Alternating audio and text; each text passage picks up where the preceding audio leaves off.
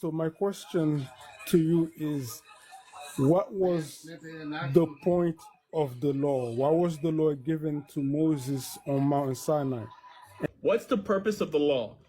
It's the law that allows you to consider Jesus someone who's worth emulating. This is why people call themselves Christians, because they're emulating someone who was distinguished from everybody else because he made, from a Christian perspective, a great attempt to keep the law. I mean, a perfect attempt according to the average Christian.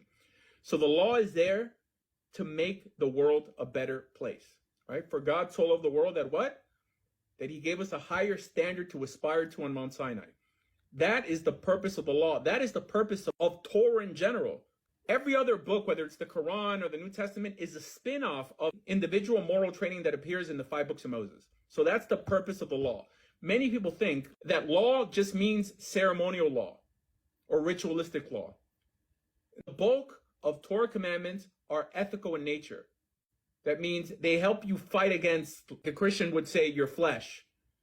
They command you to burn the evil from amongst your midst, to love your neighbor as yourself, not to favor the poor man in judgment. These are all ethical laws. There's a law to honor your parents. Now, a Christian, of course, would never say that there is not an ethical statement in the Torah that they don't feel bound to keep. However, at the same time, they would say that we don't have to keep the law. So there's a confusion there. The law is both the ceremonial laws and the ethical laws.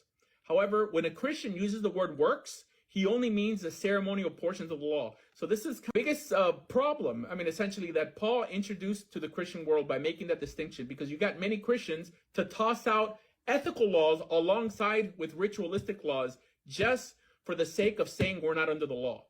There's only one law.